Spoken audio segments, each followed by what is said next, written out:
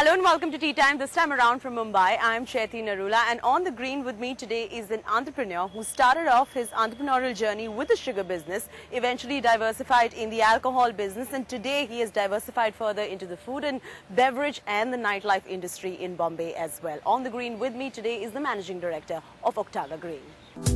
On the show this week, we have Basab, managing director, Octaga Green. It's the firm belief on your product, how good your product is, and sustainability which really matters. And in news, Jordan Spieth broke Tiger Woods' mark to win the Hero World Challenge. And Patrick Harrington claimed his first worldwide victory since 2010, winning the Indonesia Open by 2 shots.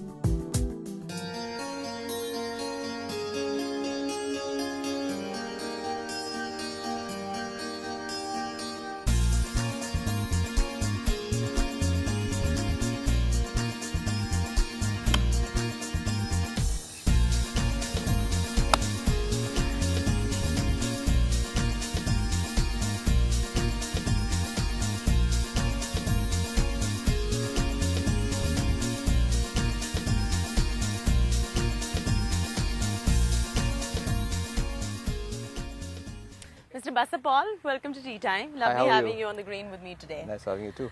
So let's start off with your entrepreneurial journey. Now, how did you chance upon being an entrepreneur? Is it something that you always wanted to be, or by the virtue of your father starting an empire for you, you had to take on entrepreneurship? I came from a family of technocrats. Right. My dad being among the top 5 scientists in the world. Right. He used to design, he had inventions, he had patents, he had 17 patents across the world. As I grew, I learned technology, which was the backbone of the industry to build an industry. Having learned that, we were into consulting, into project management, into execution. But we never had an industry of our own. Through the growing years, I would work with him and understand how projects were built, Right. how designs were made. Right. That's when I decided to build something for myself. Sure. That's how Octaga got conceptualized in 2006. I decided to put up a facility where I could have sugar, power and alcohol under one roof. Having put up a power plant, I always had, those days you had Enron, which is going through hell. Right. Because they had just one PPA signed by the state. So I always wanted to have the benefit of going to 3 other states if something ever went wrong. Right. That's how Octaga got conceptualized. And then through the journey, it's been more into brand building and more into the alcohol space and less into the B&B, where we were until 2010. Now we've just launched our own branded alcohol. I don't know if you've heard of it. It's Invincible, which is doing exceptionally well as a vodka. There must have been a lot of problems entering the market, because it must have taken a lot of determination and a lot of will to be able to face the battle put up by bigger giants in this space as well, because it's not like you had a first mover advantage when you entered the alcohol segment as well, when you made the shift from sugar to IMFL. What were the challenges really like, and how did you gear up to face that much of competition in the market? You're up in arms with one of the biggest in the industry. Right. You have the people from across the world. It's a global market. Right. But it's the firm belief on your product, how good your product is, and sustainability which really matters. I think we are hugely sustainable. We have an advantage because our back end is very strong. We not only own the brands, but we also manufacture the spirit. And we manufacture, I think, India's best spirit. We cater to the pharma industry. We cater to your deodorants, your aftershave, perfumes. We cater to, and portable alcohol is just one of those, one such venues where we sell our spirit to. So Octaga Green now is a part and a signatory of the United Nations Global Compact. Yeah. How did that really come about in terms of your investment in the non-conventional energy resources? We were amongst the first few signatories with the United Nations, right, especially with Global Compact. This is way back in 2008. Right. We have our commitment to a carbon neutral environment. Right. We run a captive power plant, which doesn't run on fossil fuel. So there's no hydrocarbon exchange. Right. It's totally biomass, and it runs on an agricultural waste, plus the effluent byproducts that we have. That works as support fuel to create our own electricity. That's why we are zero emission. We don't emit into the atmosphere. We don't emit carbon into the atmosphere. Right. Those are one of the principles of the Global Compact. That's why we became a signatory to the United Nations Global Compact. United Nations Global Compact.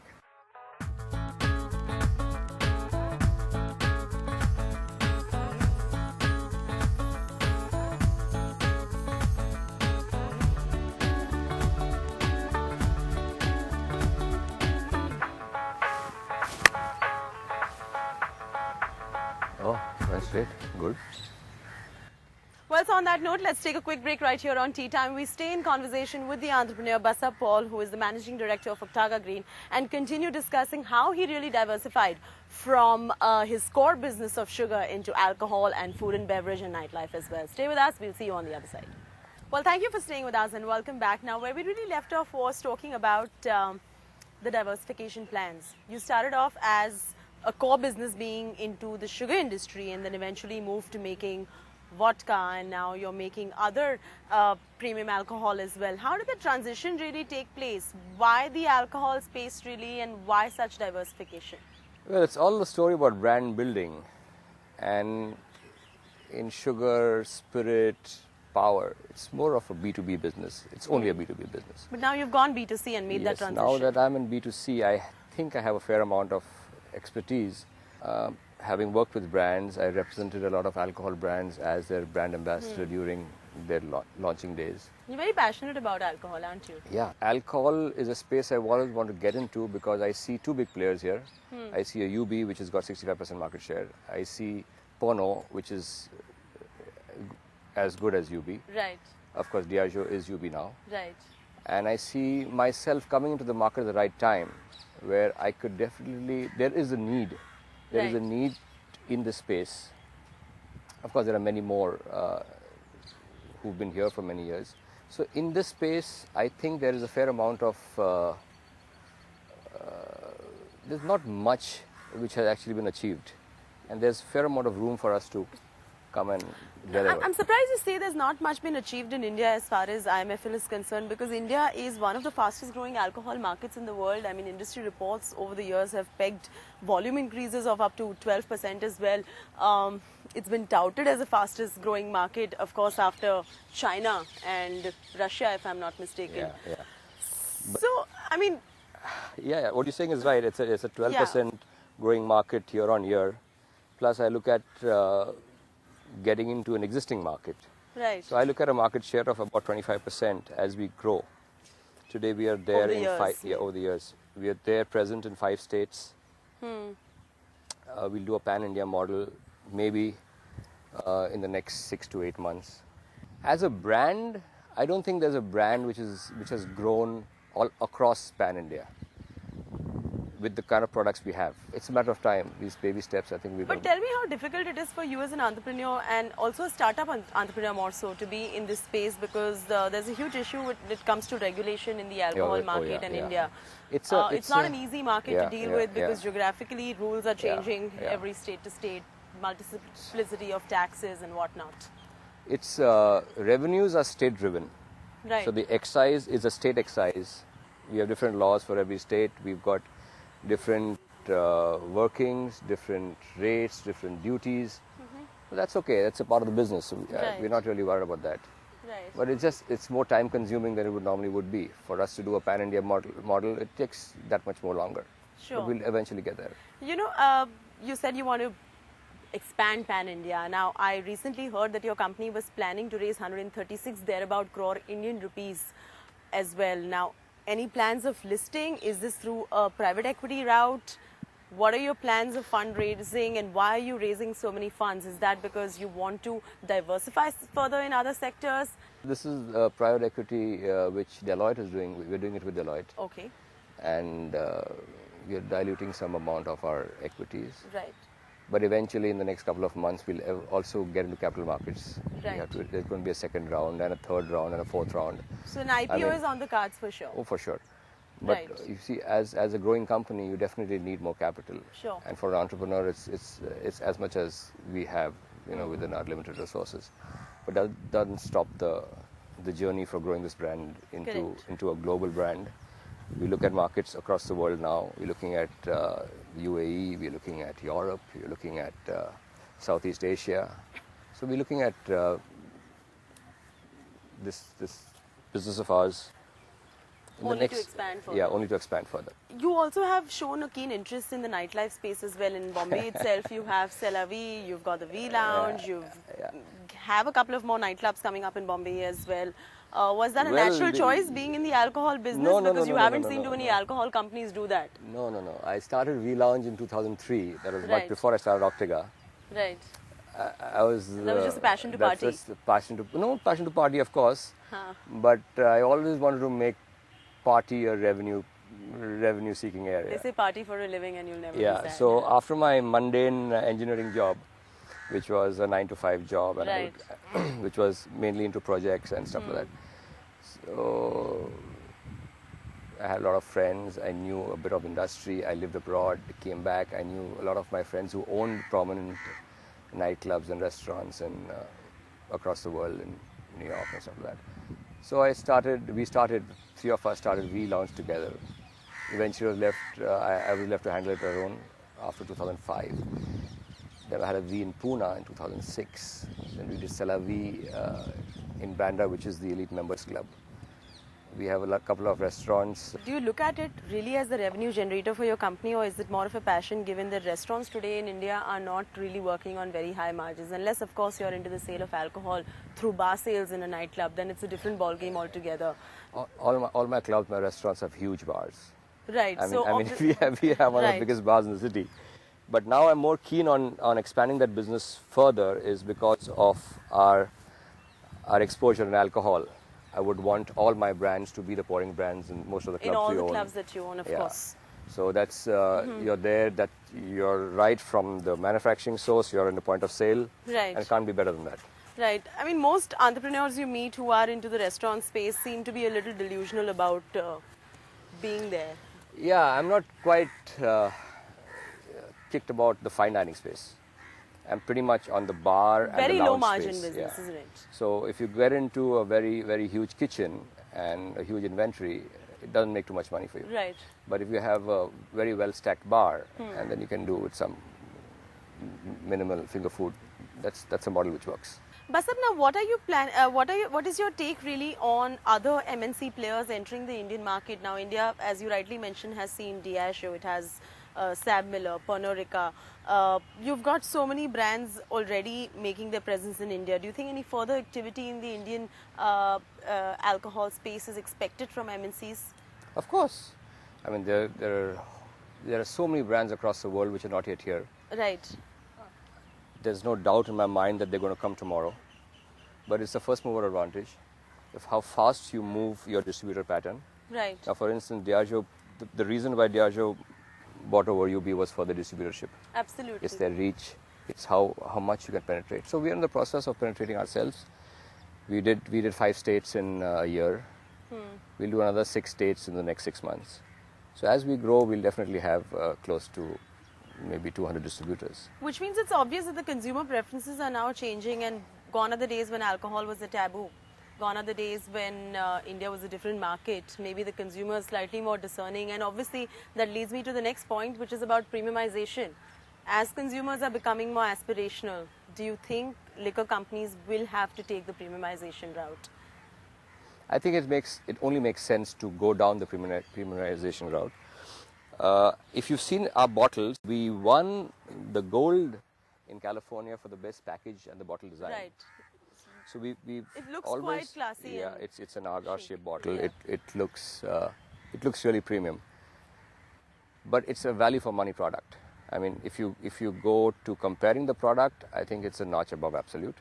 Right. But if you go to the price point, we are very competitive. So we strongly believe that at the premium segment, we will do well. Right. We don't want to get into the entry-level vodka segment.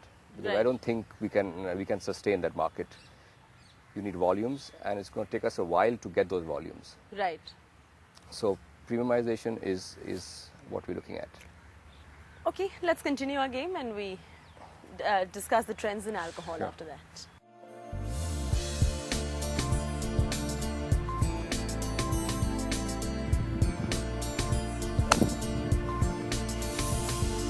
Good.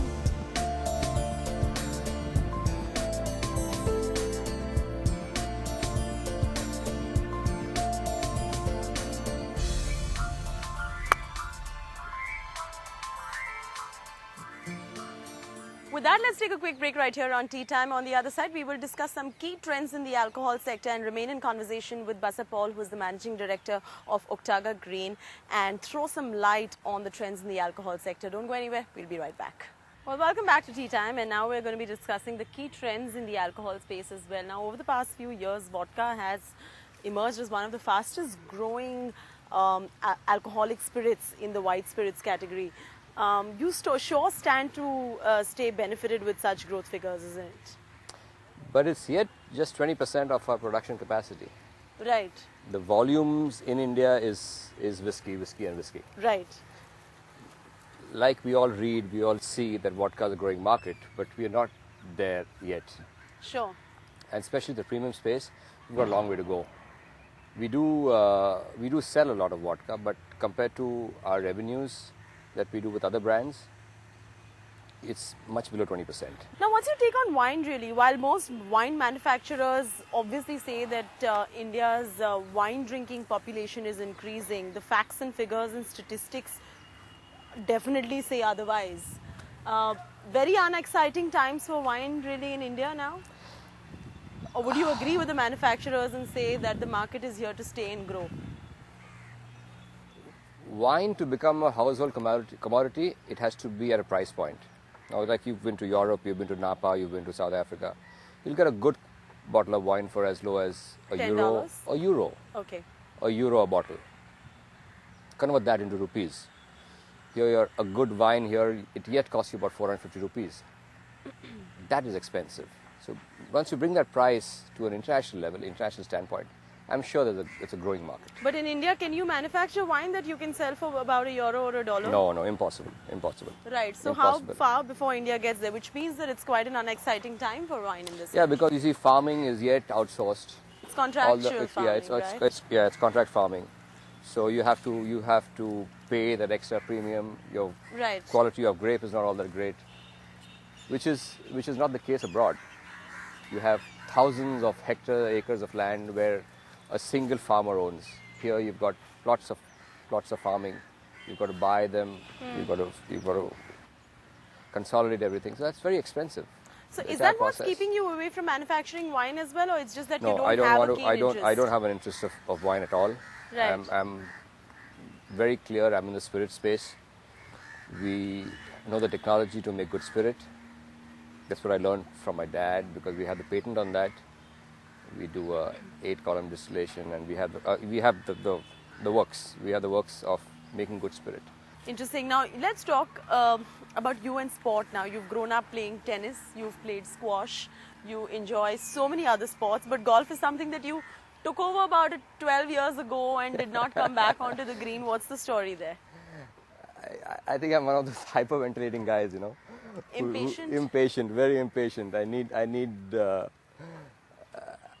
it's difficult for me to get those 5 hours or 3 hours to myself. Right. But now, like we speak, I'm definitely going to take this game more seriously. Right. I was into motorsports, I was into squash, I was into football. So it's speed that thrills you. Yeah. And this is a bit of a slow-paced game. Having said that, you did take the membership at a prestigious golf course in Bombay. So what led to that? No, friends of mine, they got me here. They said that this is the best thing you could do. I started this game 12 years ago. I think I became a member here in 2003 or 4, if I'm not mistaken, maybe 3. Right. Interesting. And now, do you plan now, after being on the show, to take on the game a little more seriously? For sure. My golf clubs are right there, kept here in this office for 12 years now. Right. I'm going to start utilizing them, make it at least a once a fortnight trip. But you must be having a lot of friends who play this game, isn't it? Yeah, I have a lot of friends who play golf. But it's just that this journey it's so hectic to build a brand, to build a company, that I think in the next, I think it's a time for me to break now.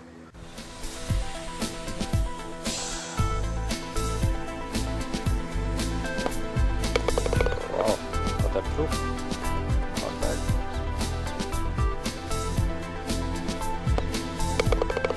There you go. Alright, so on the winding note, let's discuss a few rules by which you like to live your life. I mean, you've achieved quite a lot being an entrepreneur. So let's hear it from you. What does it really take to be an entrepreneur? What are the rules by which you really believe in living your life? You've got to delete the word no from the dictionary. Really? Never take no for an answer. Build a team where they start believing in there's no word called no. Really? Yeah, so that's the one and mantra. that positive sentiment will always It has to work. top down, right? There is light in the end of the tunnel. Always? Always. It's very positive. If you, it's a matter of time. There are times you don't see it. We just, they say, lage raho. Right. Be at it. Keep be at it. So you will definitely find it. So, I mean, that's all. I've seen it. I've seen it through a lot of perseverance. I've seen it. I see my people. I try to build a team where I tell them that whatever it is, whatever it takes, you've got to get it done. And how important is a good team in the entire ecosystem? That's the mantra. If you don't have a good team, it's very difficult to be where you want to be. Okay, thank you so much for leaving us with those golden words, really. Thanks really so a pleasure much. to have Thanks you so on much the show. to have me on the show. Well, that's a wrap from me, Chaiti Narula. I will see you same time, same place next week again. Until then, enjoy the flight of a good drive. See you next week.